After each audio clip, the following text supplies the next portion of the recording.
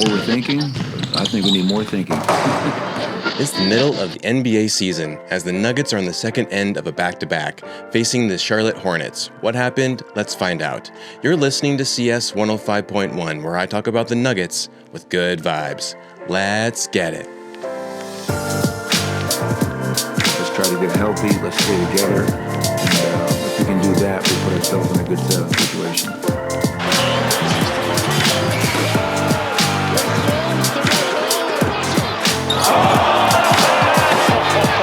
And over the shoulder, no looker. How's it going, everyone, and welcome. I'm CS Chandler here for another take of Nuggets basketball. So we had the Nuggets tonight, again on the second end of a back-to-back, a Joker or Jokic-less Nuggets looking for their fifth straight win on the second end of a back-to-back against the Hornets, who are also on the second end of a back-to-back. They were in Golden State last night and took a loss to Curry and them, and then traveled to the Mile High and somehow got more energy than when they were in Golden State. Crazy how the NBA season does that, and how some teams just have more fire to take on other teams than others do. But the injury list for this game was no AG. They sat AG out on this one. The belief is that you had already AG do a back-to-back the previous time, what was it, against the Pelicans and the Mavericks. And so to go immediately into another back-to-back, they just wanted to do a little precautionary thing. And I don't know, I think if that's the case, maybe you should have sat him out against the Wizards and had him in this game, because the biggest thing you're going to hear from me in this one is just how undersized the Nuggets looked in this game. And just AG adds a level of aggressiveness that you just don't really get without him. You get a little bit of it with Spencer Jones, but tonight he wasn't even fully aggressive. There was a couple of plays, but he wasn't his full aggressiveness self. You can even tell by his fouls that he racked up. And then obviously CB still sitting out, and the belief there is that they actually brought CB in too early. They didn't give him the full recovery time. And so they're really now became very precautious with CB, because he even was doing the shoot around and then nothing. So it's probably going to be a little longer for CB. Cam was still out. He is getting better. He's in the shooting around phase. Jokic, obviously, we have that update. Nothing further from that. And then Big Val, who is also back to playing, and playing hard too. So hopefully we'll get some big help soon here, because we are now reaching the end of this month, which should be when Jokic should be coming back. And Jamal Murray and Bruce Brown were both on the probable list or the questionable list, and were upgraded to available, so they would play. And it kind of makes sense why Bruce Brown now has been kind of not playing the level of intensity that he has played in earlier games this season. And it kind of feels like it is more or less that knee that's been bothering him. So the starting lineup tonight was Jamal Murray, Jalen Pickett, Peyton Watson, Spencer Jones, and Holmes. The Nuggets were in their Mile High City edition jerseys, and the Hornets were in their white jerseys. And the Hornets got their first win in the Mile High in 8 years. It's been 8 years since they've attempted to try to come into our high altitude level city and get a win. And I guess, if you don't try once, try again. And that's kind of what they've done. And they got the blowout win. Final score, 110-87. Though that wasn't the worst deficit that the Nuggets had. So what happened in this game? Well, it'll be fairly short. There was a lot that I just stopped taking notes on because it almost felt like, if they're not going to play hard, why should I, focus on this game? And mainly it was just because I have a podcast that I want to uphold. So if it wasn't for this, I probably would have checked out sooner. Like, not even curiosity would have gotten me to keep on watching this game, because just the level of effort that the Nuggets had, I did see some kind of frustration there because they were trying at times, but at the same time they were also tired. And I don't really believe that tired is the excuse for them right now, since the Hornets did just come off of a back-to-back as well. In Golden State, they probably didn't get to bed until like 4 a.m. and then they come in, they play like this.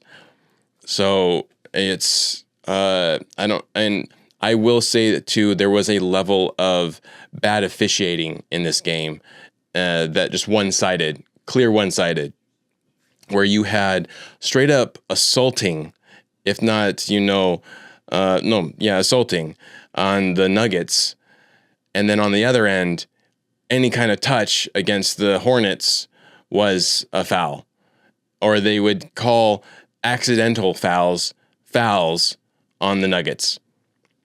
And it was really gross how much they were allowing the Hornets to just kind of really beat up the Nuggets intentionally too. There were several times where the Hornets intentionally hurt our guys and nothing. Like, what's going on here? I don't understand how some refs will allow certain teams to intentionally hurt other players while the whole league is saying we're trying to protect the players, and then this kind of shit happens. It's just really gross. So let's get into the first quarter here. The Hornets controlled the tip, and Brandon Miller hit a 3 to get the first bucket of the game. Jamal Murray then hit a mid-range to get the Nuggets on board, and then Knipple hit a 3 to extend that lead to 6.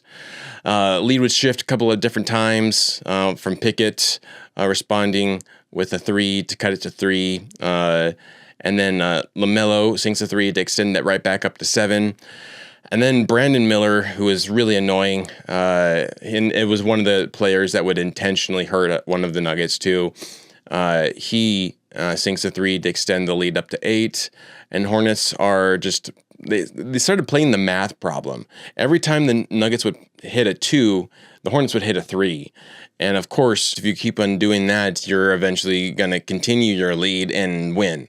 So they, I guess, played that very well. And immediately Miller then with another 3 extends the lead to 11. You can just see slowly the lead starting to balloon. And off of threes, the Hornets hit a lot of threes tonight. Miller, Knipple, LaMelo, they just kept on raining down threes, extending it to 14, and Nuggets just looked very undersized. That's just like the basic gist of this entire game, was just they were undersized. The Hornets kept on crashing the glass, getting the rebounds, and the Nuggets just seemed helpless a lot of the times. Tim Hardaway Jr. then finally sank a 3 to stop the bleeding from happening and to give some kind of life, but it just was a little too late in the first quarter. The Hornets still outscored the Nuggets 33-18. So, that's not a score you want your opponent to get, especially in the first quarter.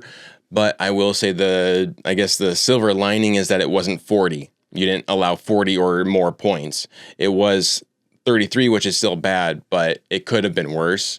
Second quarter, the Nuggets started off with a lineup of Jalen Pickett, Tim Hardaway Jr., Zeke Naji, Brucey B, and Hunter Tyson, as immediately Adelman starts the quarter off with yelling at the ref, because the ref allowed the Hornets to add in a last-second substitution, but not the Nuggets. And that's another kind of aspect of how you could have seen this overall game going. It was just the fact that the Hornets were allowed to do so many things, meanwhile the refs were so strict on the Nuggets. So Adelman had to actually waste a timeout to regroup and everything. And out of that, Tim Hardaway Jr. then gets fouled beyond the arc, goes to the line, makes all 3 buckets to get the first bucket of the quarter, and then cut that lead down to 12. Woohoo! Hornets then continue to just onslaught. The onslaught continues. Lead balloons to 18. They have a fast break where Sexton to Brandon alley-oop gets the lead to 20. And then Miller sinks a 3 to get the Hornets first to 50. So they cross the 50 mark at the second quarter, which is typically when a team will cross the 50 mark. P. Watt manages to get a steal, and then Brandon Miller intentionally hurts him. This is where, in the second quarter, we had a legit flagrant foul that was not called. A bad sportsmanlike conduct on the dirty player Brandon Miller, who I keep on finding out how many players are actually dirty. It's not just Rudy Gobert, it's not just Lou Dort, it's Brandon Miller. Brandon Miller is a dirty player, and he should not have played in this game. They should have kicked him out of the game as soon as this happened, because as soon as P. Watt got the steal, Brandon Miller literally mauls and knocks down P. Watt and causes him to injure his elbow. Like, come on. The Nuggets are already injured enough, and now you're injuring them intentionally. Like, if we do not make it out of this season, it's going to be from players like Brandon Miller allowed to hit our players, and you're not allowed to hit. This is stuff that Draymond Green has been ejected for, and yet for some reason they allow Brandon Miller, some nobody, to allow them to hit our players. It's just so stupid. Like there was a lot of frustration there watching this game happen. The Hornets still were outscored the Nuggets, obviously, because they were allowed to bully us and with no consequences whatsoever. And then on the other end, Nuggets just weren't able to do anything. And if they did anything, they would be racked up with a foul. So Nuggets, they outscored the Nuggets 27-16. So pretty much exactly what happened in the first quarter happened in the second quarter, almost down to the exact score of it. And then they take a 60-34 lead into the half. Third quarter, Nuggets start off with the starters as Murray hits a mid-range for the first bucket of the quarter. And then the Hornets just stay hot and extend their lead, which was at one point, I guess at the halfway point, it was close to 40, or not 40, 30. And in the third quarter, they extend it to 29. Finally, some signs of life happen as Spencer Jones gets a steal and a dunk with 5 minutes left on the clock. Like, you can tell just how checked out I was. I didn't take any more notes until halfway through that quarter.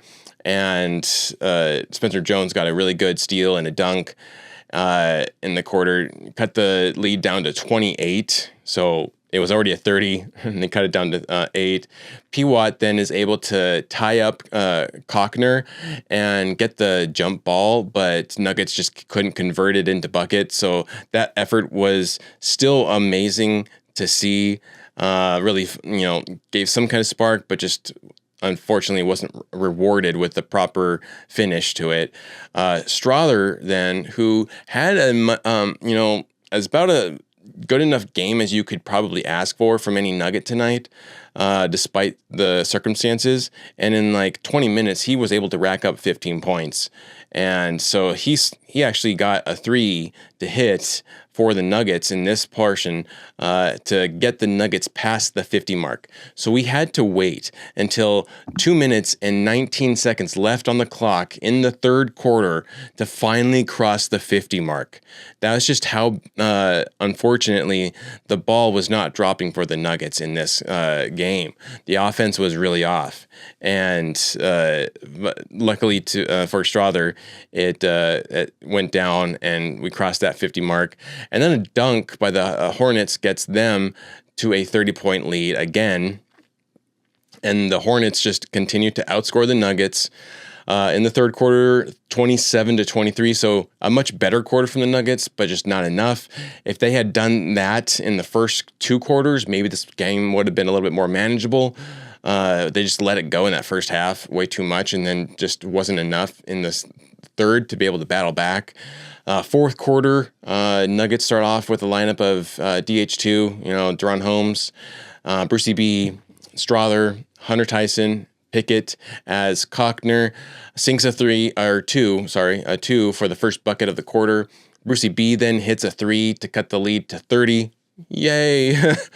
Adelman then challenges a foul on Strother. So this was another example of just how one-sided the officiating was. So you had that P-Watt no call in the second quarter where Brandon Miller straight up just knocks down P-Watt and injures his elbow. In the fourth quarter, then Strother accidentally makes contact with his face trying to steal the ball with Sexton's face, and they deemed that a headbutt. What are we doing here? So you're going to call that a headbutt, but you're not going to call the blatant, flagrant foul on Brandon Miller. Like, get out of here. This is so irritating to see this kind of officiating. And so it's unsuccessful. Hornets hit a 3 immediately after that to extend their lead into first to 100. And the Nuggets, though, were finally able to outscore the Hornets in the fourth, 30-23. But the Hornets still with the blowout win for against the Nuggets, 110-87. So not a great game, not the greatest second end of a back-to-back. Typically, the Nuggets are good at second end of the back-to-back. They're typically the best team in the league for second ends, but this game just kind of got out of hand really early, really quickly. So the Nuggets were completely undersized in this game. When you take away the starters and the backup big man Val, you also allowed the Hornets to play so aggressively and dirty where they were intentionally hurting Nuggets players. You then allowed the Hornets to break the spirit of the Nuggets tonight. They had nothing. They were too beaten up, and yes, there is the next man up mentality, but everyone is far more injured right now on the Nuggets than on the Hornets, and the Nuggets just didn't have the fight anymore to battle through this one. And maybe they were reserving some energy for when they play the Lakers next, but the big thing in this game was just how much the refs were allowing the Hornets to beat up the Nuggets. And it's not to say the Nuggets didn't push back. Again, they were just undersized. Let me know in the comments what you think, but I just really think that a big key of this game was just how undersized the Nuggets were, how bad the offense was tonight, and then how the refs were able to allow the one-sided officiating to allow the Hornets such gross plays and then call bullshit fouls on the Nuggets on the other end. So overall stats here, we had 31 minutes played for Spencer Jones, who put up 2 points. That 2 points was that one dunk. Not a great night for the offense. But he did have 6 rebounds. He had 1 steal. That 1 steal got him that 2 points. 1 for 3 from field. 0 for 1 from 3. He had 0 turnovers. 1 personal foul, was a -27. Not the worst of any Nugget tonight, though, oddly enough. But I mean, and also to only to not have any turnovers in a game that was it felt like they were turning over the ball like every 2 seconds. Even though, like, I'm looking at the overall stats here, and we only had 8 turnovers, which is crazy because it felt like we had 30. Peyton Watson played 28 minutes tonight with 11 points, 4 rebounds, 1 steal, 3 blocks. He was 4 for 12 from field, 0 for 4 from 3, 3 for 4 from free throws. He had 2 turnovers, 1 personal foul. He was a -29, so he was the worst plus-minus of any Nugget tonight. Deron Holmes II played 25 minutes and got 7 points, 3 rebounds, which one of them he battled for. That first one that he got, he battled for it. And I'm just happy to see him get more aggressive and finally get a couple of rebounds here. The more he plays, the more we're going to see this. So this was actually some decent, trial by fire kind of stuff for Deron Holmes. And I'm sure he learned a lot, but still great to see him get 7 points and 3 rebounds, 2 assists. He was 2 for 7 from field, 2 for 7 from 3. He 1 for 2 from free throws. 1 turnover, 3 personal fouls was a -11. Jalen Pickett played 33 minutes tonight, the most amount of minutes of any Nugget, and he racked up 12 points, 5 rebounds, 7 assists. He was 4 for 7 from field, 2 for 4 from 3, 2 for 2 from free throws, 2 turnovers, 1 personal foul was a -8. Which was that? No, that wasn't the best plus minus. So, Jamal Murray played 25 minutes, 16 points, 1 rebound, 2 assists, 1 steal. He was 7 for 12 from field, 0 for 2 from 3, 2 for 2 from free throws, 1 turnover, 2 personal fouls was the -22. And then on the bench wise, not a lot there, but I did want to say Julian Strawther. The biggest plus or minus was actually Zeke Naji. He was a +9 tonight, despite him not looking great at times. He did play 22 minutes, 8 points, 5 rebounds, 1 assist, 4 for 10 from field, 0 for 2 from 3, 1 turnover, 4 personal fouls. But Julian Strawther played, again, 20 minutes, racked up 15 points in that 20 minutes. 2 rebounds, 2 assists, 2 steals.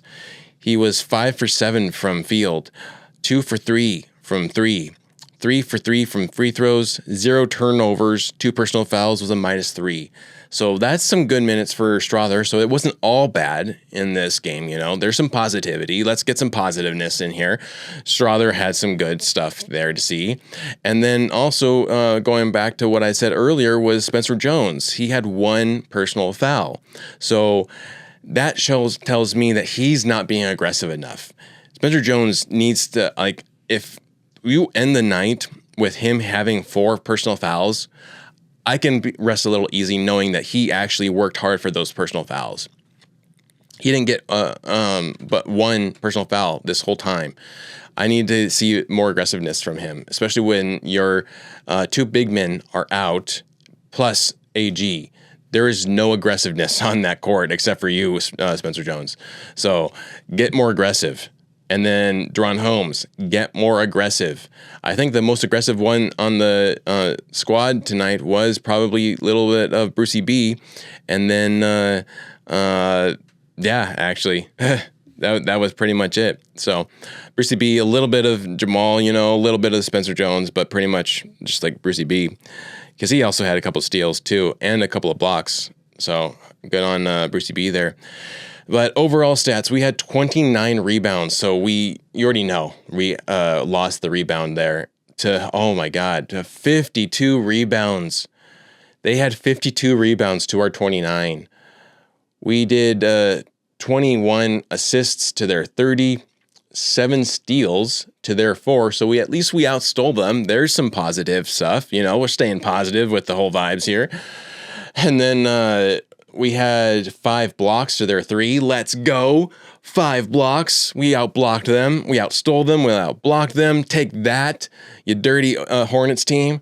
And then we shot 40% from field. They shot 49%. So not a huge difference there. And then, I will guarantee you it's in the 3 here. We shot 21% from 3. We are typically one of the best 3-point shooting teams in the league. Tonight, not the case. And that just is, nature of the beast, unfortunately. We only made 8 threes out of 38 attempts. They, the Charlotte Hornets, shot 32%, and they're also typically a high volume shooting 3 team and makes them really good too. But they only made 11, so they only made 3 more than us. out of 34. So 32% there. So crazy how that they still kind of did outshoot us there, but it's not by a lot. And then free throw wise, we did have a better free throw tonight with 83%. Lately, it's been like in the 60s and 70s. So to get that back up to the 80s is nice. So that was, again, 83%. They shot 84%. So only 1% better than us. They had 12 turnovers. We had 8. So we even had less turnovers than them. You would think that we could have at least turned a lot more of those turnovers into buckets, and that could have helped us too. And then we had 18 personal fouls. They had 19. Just one of those nights, they're going to have them. Unfortunately, it is a blowout, and it's a blowout to a mediocre team, a sub 500 team. But the one thing that helps me, and I hope this helps you too, Nugget Nation, just remember this. When you remember this game, or when you think about this game, or when you try to make sense of this game, or you get down about yourself or about the team on this game, just remember the Oklahoma City Thunder lost to this team and didn't just lose. They also got a bad blowout to the Hornets. So the Dust Bunnies also fell in a blowout loss to the Hornets. So the fact that happened makes me, at least me, feel a little bit better about also having a blowout loss to this team. It's not all bad. And if we had to sacrifice this game so that we could win against the Lakers, I'm all for it. Bring it on. We only see this team but twice a year. It's, not a big deal. We had already won in Charlotte, so, we didn't get swept by them. It's a tied series of two games. So, give them this one. It's been 8 years since they've won. Good for you, Charlotte. And hopefully the Nuggets can learn from this and take it forward into the Laker game on Tuesday is when they face them. So, I guess a quick around the association here is what we had. The Rockets won against the Pelicans. Of course, they did. The Bulls beat the Nets. So the Rockets won 119 to 110. Bulls beat the Nets 124 to 102. The Grizzlies beat the Magic 126 to 109. The Lakers are right now ahead of the Hornets, and that's in the fourth quarter right now. They're playing in LA. Right now it's 94 to 85 Lakers. And then the Kings lost to the Trailblazers 117 to 110. So, hopefully I think tomorrow, is it tomorrow the Spurs play? Yeah, the Spurs play tomorrow against the Jazz. So let's hope that the Jazz beat the Spurs, because that will help our chances with trying to get that second seed. But as of right now, because of this loss, we are now a half a game behind the Spurs for that second seed. And the good thing, though, is that since the Spurs beat the Minnesota Timberwolves the other night, or last night, that actually opened up a little bit more of a cushion between us and the fourth seed. So we were 2.5 games ahead. Now we're at 2 games ahead of them. So, we got some positive stuff here. It's not all doom and gloom, let's perk up a little bit, Nuggets Nation. It's fine. We'll be fine. It's one loss. It's to the Hornets. Who cares? At least it wasn't to the Wizards. Imagine if we had extended our losing streak to the Wizards to 3. That would have been way more depressing than to lose to the Charlotte Hornets. I mean, the Charlotte Hornets played like a top 4 seeded team tonight. I don't understand why they're so low, but they played hard. I mean, they won Summer League, and they play like the Summer League team that they are. So, props to them. They won. Better team won tonight. The harder, dirtier team won tonight. So we'll move on from that and look forward to the future of Tuesday against the Lakers. So That's all I got for this episode. I hope you enjoyed it. If you did, please give it a like and subscribe. Share it out to your friends and family. And if you do feel gracious enough to give me a donation, I'd really appreciate it. The link for my PayPal is in the description below, as well as on the profile page. You can check that out there and add a comment or a take about the game, about a player, about another team, another sport if you want, or a movie or music, whatever. I'll shout you out and read it on the air next time.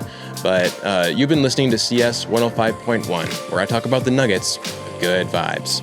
We'll catch you later.